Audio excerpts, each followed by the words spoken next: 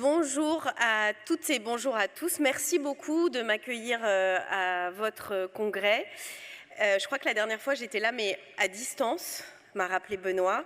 J'en profite Benoît pour faire comme mes collègues et te remercier beaucoup de tout ce que tu as fait avec nous.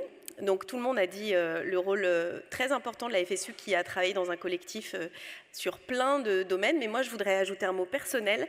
Je pense que dans ce genre de collectif, la personnalité des gens, la bonne entente, l'ouverture d'esprit et la convivialité sont décisives et tu n'en manques pas du tout. Donc merci pour tout ça et pour ces 6 années.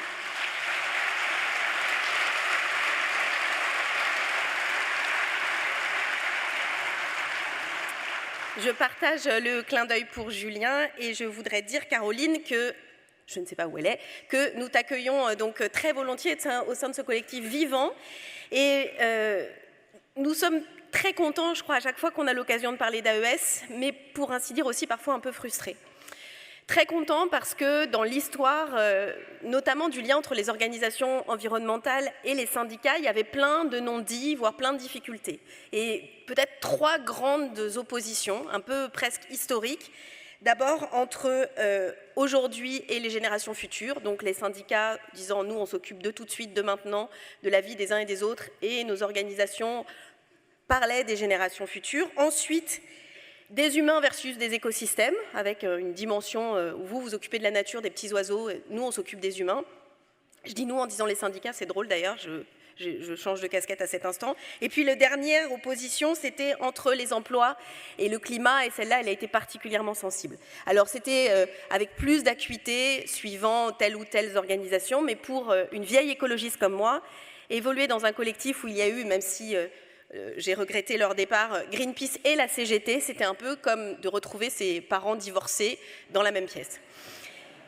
Mais je pense que ça n'est pas anecdotique, que ce que nous avons réussi à faire, à donner comme visibilité de cette capacité au dialogue, de se mobiliser les uns et les autres sur des causes qui n'étaient pas nos causes premières, mais par une relation de confiance, c'est ce qu'a très bien dit Julien. En fait, on s'est dit que oui, cette question du fret, Oxfam ne travaille pas sur les questions de transport, mais c'était parfaitement légitime de soutenir les camarades qui étaient engagés dans ce combat, parce que c'était un combat qui n'était pas un combat corporatiste ou limité à un sujet. Et je pense que c'est ça la grande force de l'AES, c'est d'articuler des grands principes, une vision partagée, pas d'emploi sur une planète morte, la capacité de travailler ensemble à des luttes et des actions très concrètes. Et ça, on a essayé de le décliner depuis 5 ans, puisque nous fêtons quasiment l'anniversaire de l'AES il y a quelques jours, et je pense que c'est très précieux.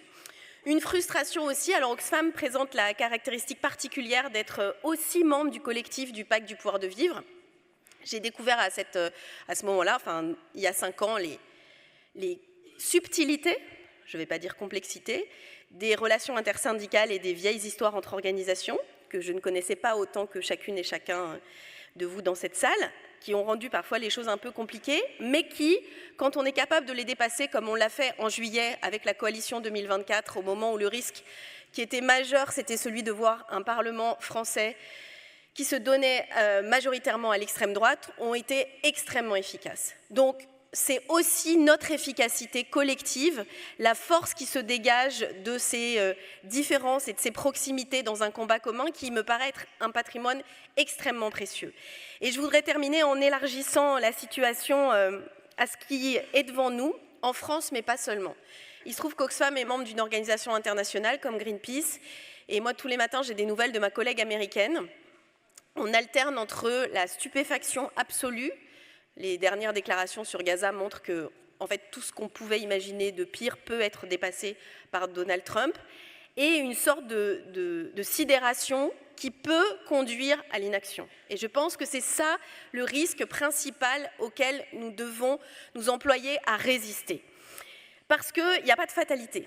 Il n'y a pas de fatalité à laisser quelques milliardaires décider du sort de la planète pour leurs propres intérêts, puisque c'est ce à quoi nous devons faire face. Et si en France, on résistait un peu plus à l'aggravation des inégalités par la redistribution et aussi par des services publics puissants, vous êtes les premiers, les premières à savoir que cette Cette lutte contre les inégalités par les services publics a été gravement amputée.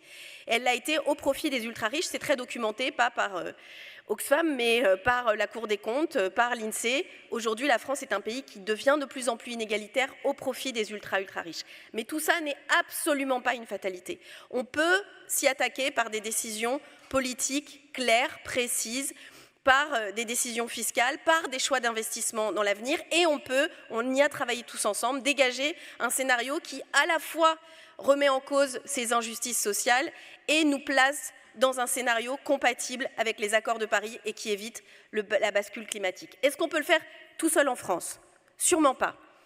Mais on peut quand même le faire, parce que dans ces dynamiques internationales, la réalité qui bouge dans certains pays peut inspirer d'autres et peut faire bouger d'autres. Et notamment, si la France était à l'avant-garde d'un certain nombre de ces sujets, elle arriverait à faire bouger l'Europe.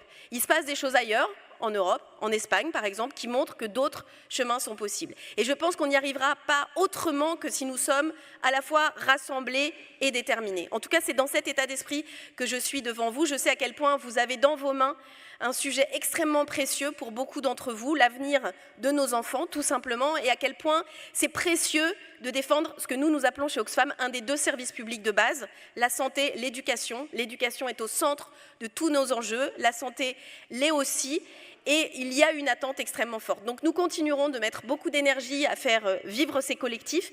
J'espère vivement que nous pourrons réussir à en faire naître d'autres dans l'esprit de ce qui a fait Coalition 2024, pour pas seulement être en résistance face à un avenir qui pourrait être un avenir très sombre de celui d'une milliardocratie, une extrême droitisation de nos sociétés aux mains des milliardaires, mais dans un avenir beaucoup plus solidaire, généreux, et je crois que toutes nos forces réunies seront nécessaires. Ça obligera à nous interroger, à être différents de ce que nous avons été, mais pour dire les choses, vu ce qu'on a déjà réussi à faire, la suite me paraît plutôt plus facile. Donc merci à chacune et chacun d'entre vous aussi qui sont présents dans des collectifs locaux, merci de votre énergie, merci de votre engagement tout simplement, parce que je pense que ce qui est à l'œuvre dans les discours des uns et des autres aujourd'hui, c'est d'essayer par la sidération et par la violence de nous faire baisser les bras, de nous faire nous concentrer sur notre environnement immédiat.